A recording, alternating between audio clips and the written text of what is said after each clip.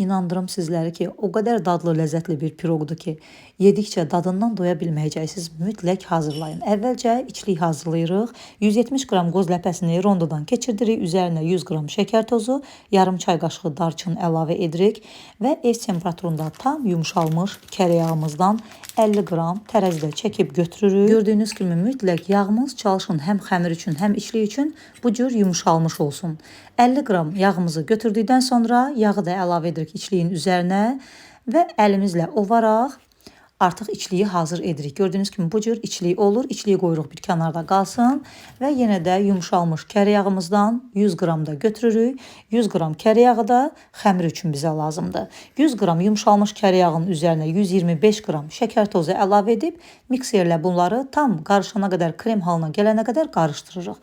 Daha sonra isə 3 ədəd ağlı sarlı yumurtanı da bir-bir əlavə edib yenə də mikserlə az qarışdırdıqdan sonra üzərinə ev temperaturunda olan 200 qram xama, 1 paket vanil, 1 çay qaşığı qabartma tozu və 1 çay qaşığı da sodanı, 1 xörək qaşığı üzüm sirkəsini də söndürüb əlavə edirik xəmirin içərisinə və mikserlə gördüyünüz kimi bir qədər qarışdırırıq ki, bütün ərzaqlarımız hamısı qarışsın. Sonda isə 250 qram unu, hissə isə 3 dəfəyə əlavə edərək mikserin çubuğu ilə bir istiqamətə doğru xəmirimizi qarışdırırıq.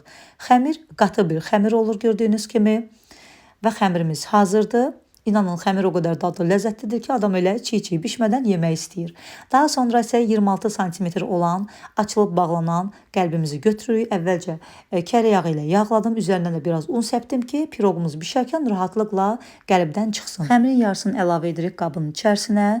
Üzərinə də içliyin yarısını əlavə edirik və qalan xəmiri yenə də üzərinə əlavə edib hər tərəfinə eyni bərabərdə olmaqla yayırıq və masanın üzərinə qabımızı 3-4 dəfə çırpırıq ki, bişərkən içərisində hava qabarcıqları qalmasın və hər tərəfə eyni bərabərdə olsun. Qalan içliyimizi də üzərinə əlavə edib, öncədən isidilmiş sobamızda mən 180 dərəcə konveksiya rejimində 35-40 dəqiqə müddətində bişirdim. İçərisində yaxşı bişib bişməməyini mütləq bir çöp vasitəsilə yoxlayırsınız və tam hazır olduqdan sonra gördüyünüz kimi qəlibdən qətiyyən yapışmadan çox rahatlıqla çıxartdım. Üzərinə də şəkər pudrası səpdim və budur, kəsib iç görünüşünü sizlərə göstərirəm. İnanın ki, pambıq qədər yumuşaq, ətirli, çox ləzzətli bir piroq alınır. Hazırlanması da çox rahatdır. Mütləq hazırlayın. Göz haqqınızı halal edin. Hazırlayıb yeyən hər kəsə nuş olsun. Yeni videolarda görüşərik. Hələlik.